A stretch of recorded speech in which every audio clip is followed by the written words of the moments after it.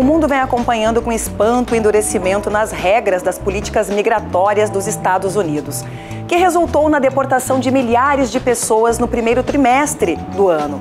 Entre elas, centenas de brasileiros que não tinham visto de permanência e foram obrigados a retornar. Sendo que em todo o planeta, bilhões de pessoas não vivem mais onde nasceram. Neste exato momento, muitos estão se deslocando para diferentes partes do mundo. Mas e o Brasil? Está preparado para receber todas essas pessoas? Migrações contemporâneas em perspectiva. Este é o tema do Sobre Nós desta semana.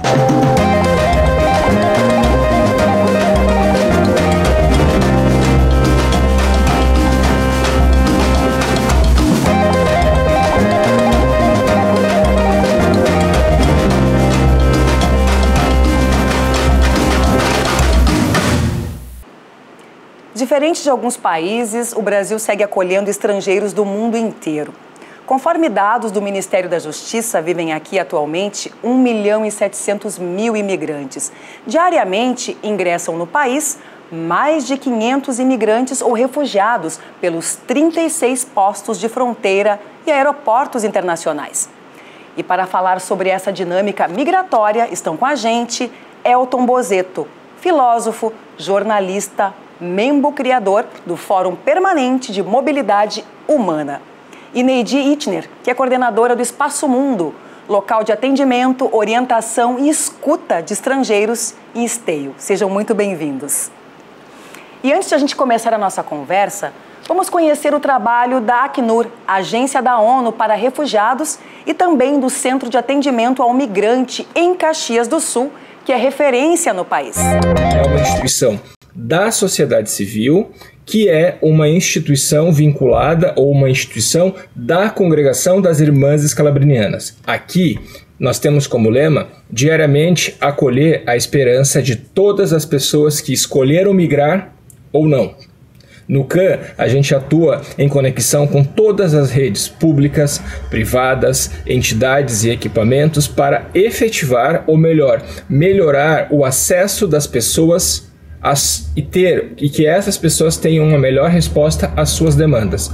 Aqui no CAN, as suas atuações ocorrem de forma diária, todas as tardes, de segunda a sexta-feira, trabalhando no acolhimento, trabalhando na inserção laboral, geração de emprego e renda, mas acima de tudo, geração de emprego e renda digna. E também atuando na proteção e no fortalecimento das pessoas em saúde mental, das quais muitas delas tiveram que deixar suas casas, deixar seus territórios de forma forçada.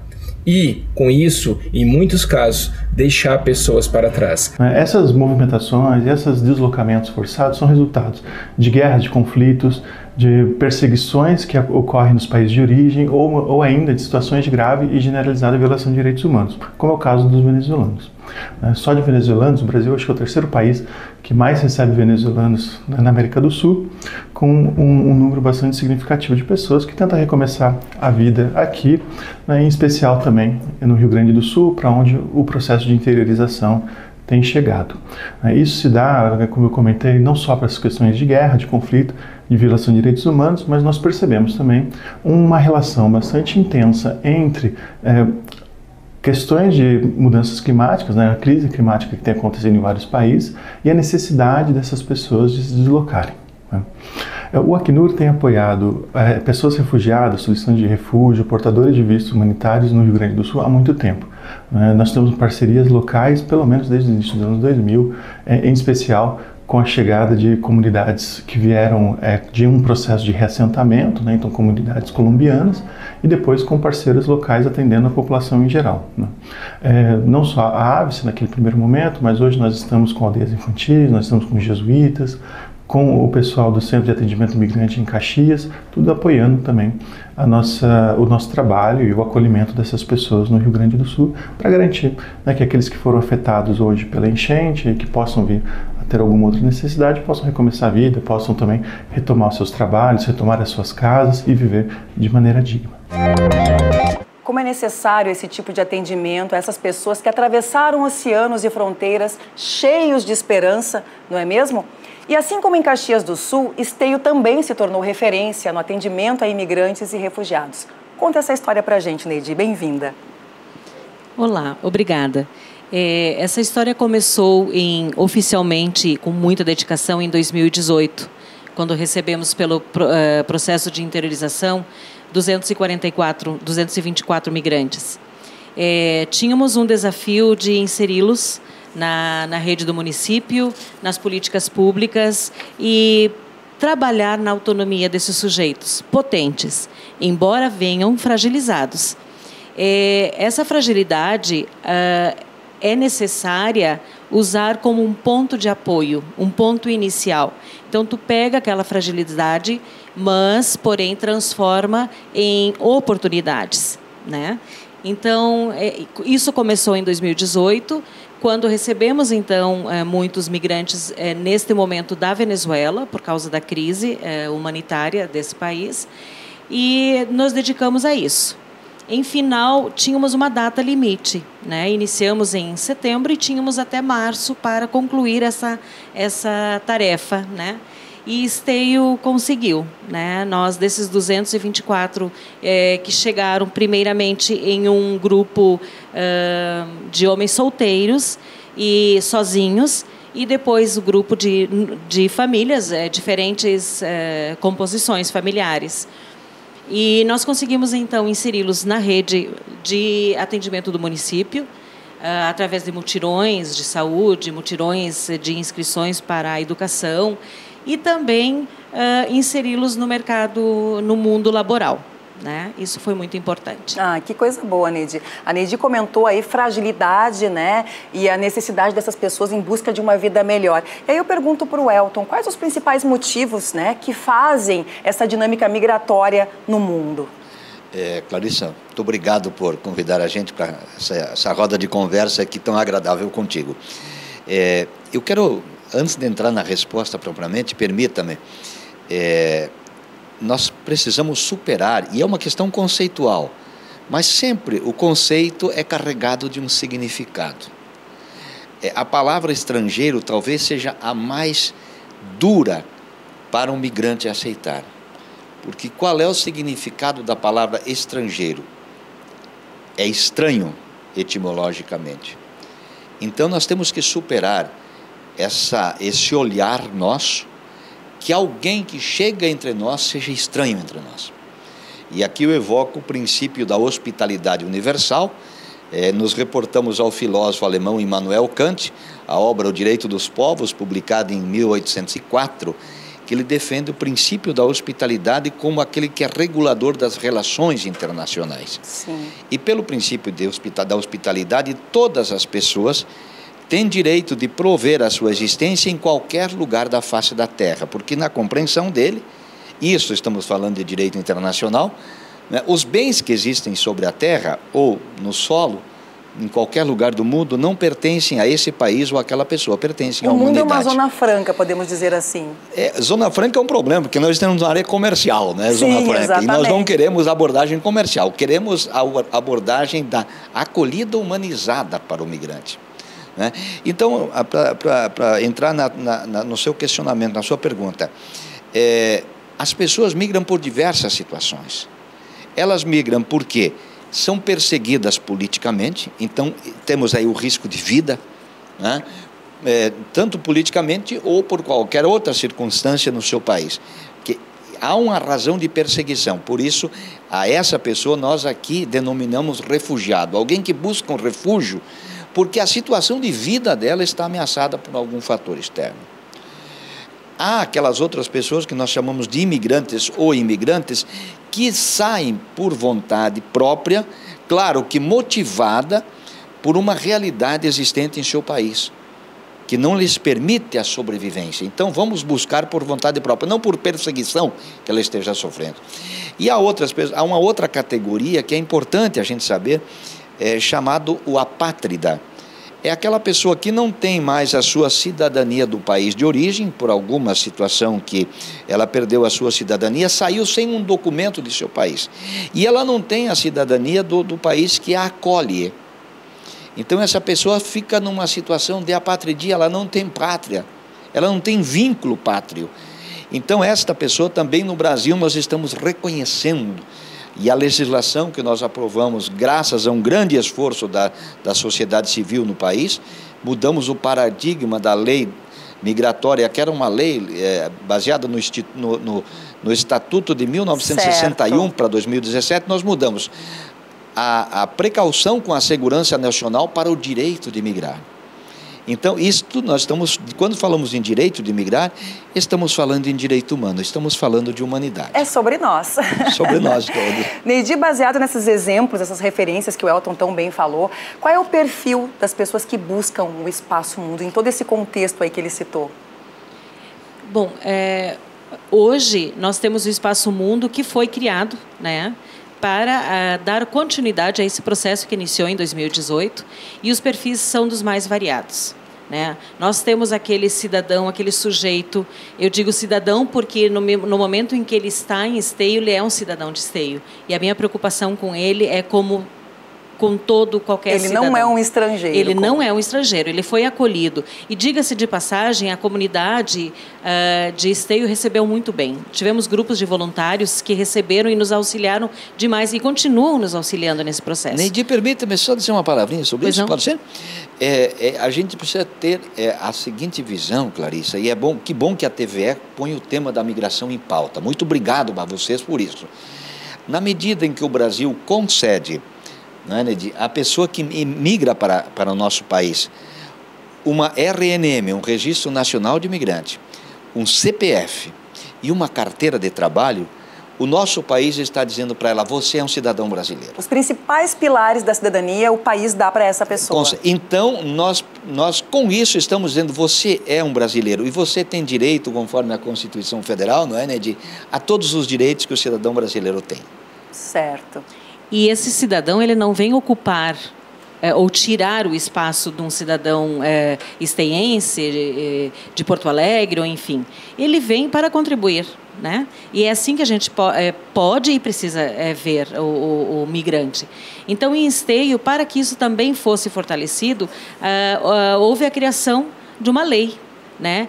Essa lei, ela dá privilégios? Não. Ela só fortalece que todo e qualquer cidadão migrante de qualquer nacionalidade que venha para Esteio, ele terá os direitos do cidadão brasileiro, enfim, que mora ali.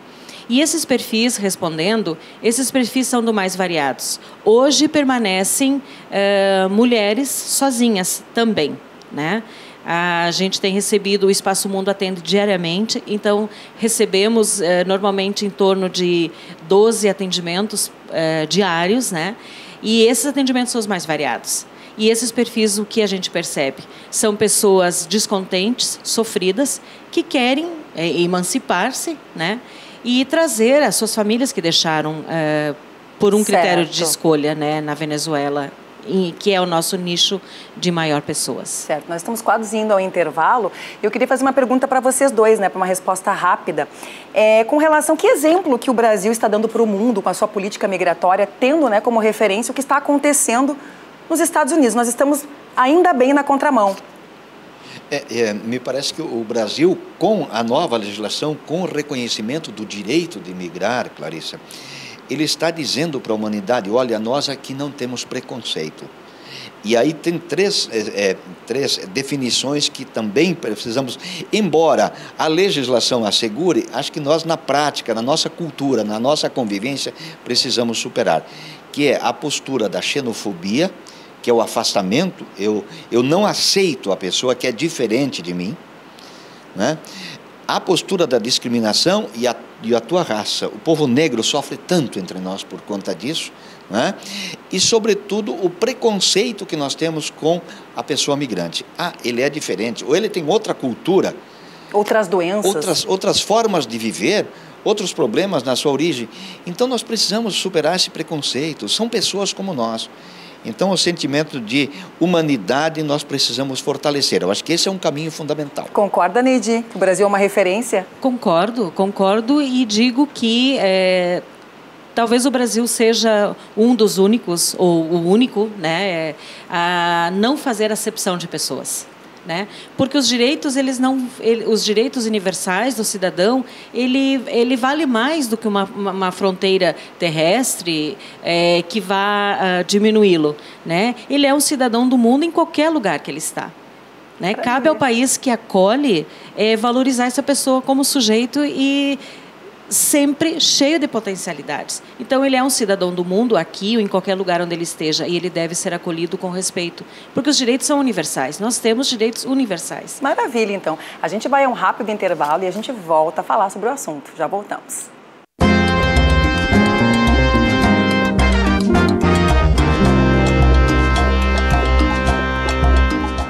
Estamos de volta com Sobre Nós. E seguimos falando sobre migração contemporânea em perspectiva. Elton, voltamos a falar em Brasil, né? Recentemente, no bloco anterior, a gente comentava aí que o Brasil é uma referência na maneira como ele acolhe, né, as pessoas que buscam apoio, asilo, enfim, uma nova vida aqui no nosso país. Mas a gente também sabe que o Brasil é um país com grandes dificuldades econômicas, sociais, vivemos num contexto de polaridade política também. Como é que funciona isso? Como é que o Brasil, com tantas dificuldades econômicas e sociais, consegue ainda receber essas pessoas e dar a elas todos os direitos e os serviços públicos que nós, brasileiros, temos aqui, mas às vezes com muitas dificuldades? Queria te ouvir. Eu vou trazer um dado de uma grande empresa do Rio Grande do Sul para explicitar esse tema. A JBS, todos nós conhecemos, indústria alimentícia, né? 32% dos funcionários operários da JBS na Serra e no Planalto são migrantes hoje, que trabalham na linha de frente dos nossos frigoríficos, na indústria da alimentação. Nós, do Fórum Permanente de Mobilidade Humana, chegamos a fazer uma pesquisa com o apoio do professor Jurandir Zamberlan, e 92% dos empresários que têm no seu quadro de colaboradores, de servidores, de empregados migrantes, estão plenamente satisfeitos com essa presença. Há um outro exemplo de uma indústria de carrocerias de ônibus de Erechim, por exemplo, que estava solicitando soldadores de alta performance, e trabalhadores que vieram da Venezuela têm formação nessa área.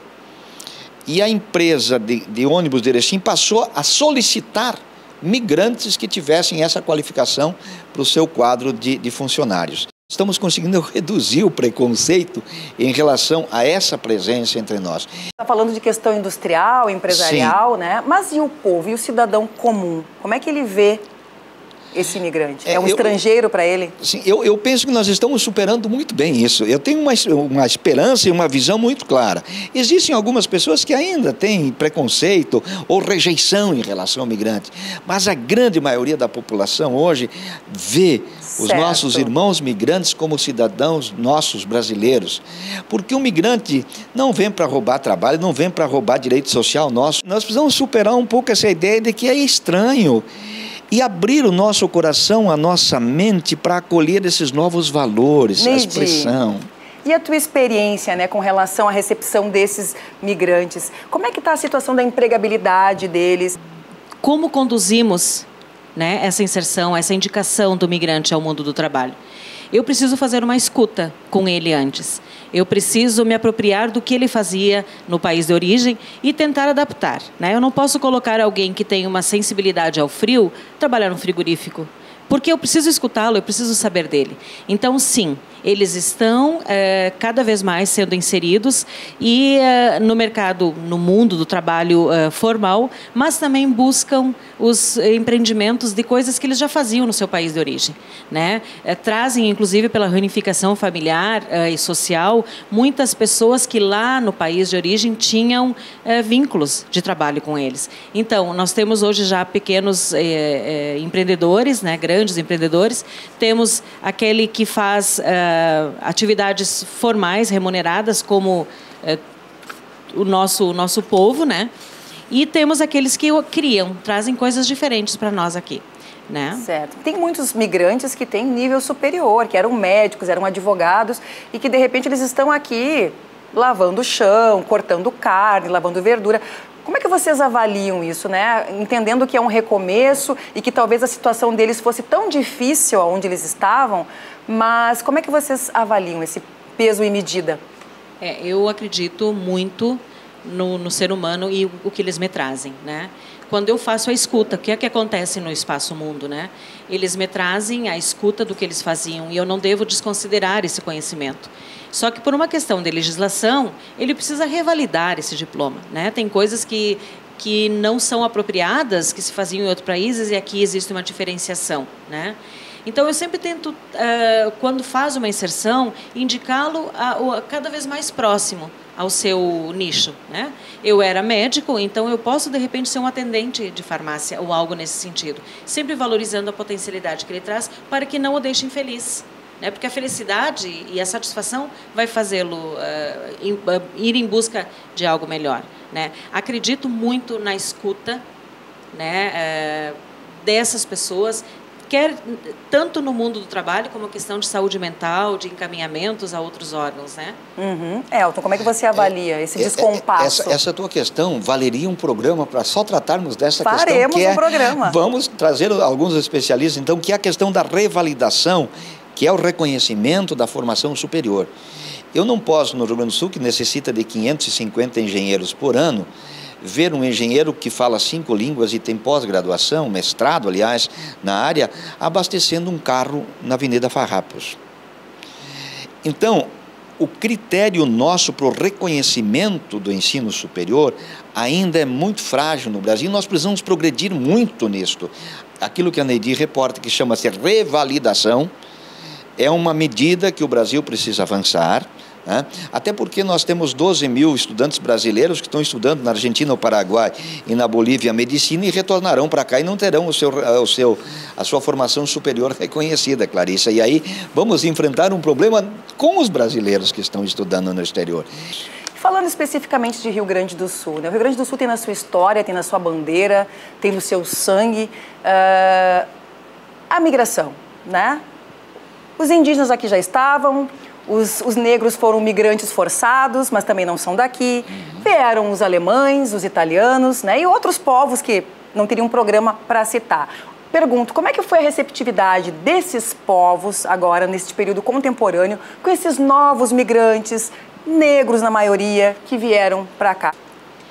Eu vejo, infelizmente, poucos municípios ainda se envolvendo com a questão migratória, né?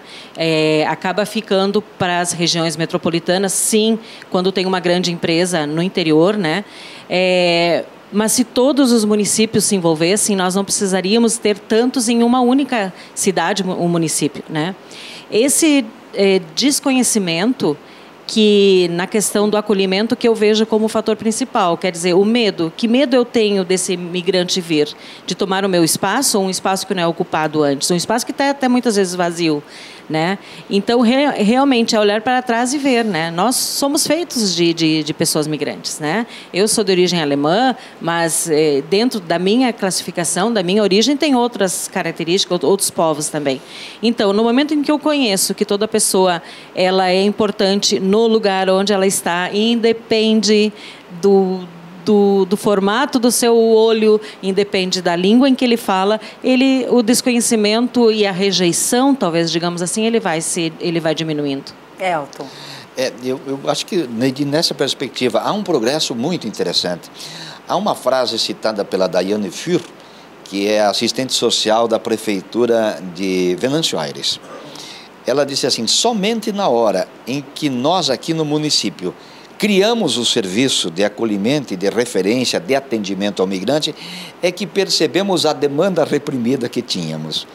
Estamos falando do serviço público, mas esta mesma abertura, acho que nós todos, cidadãos gaúchos, temos que avançar nesse aspecto.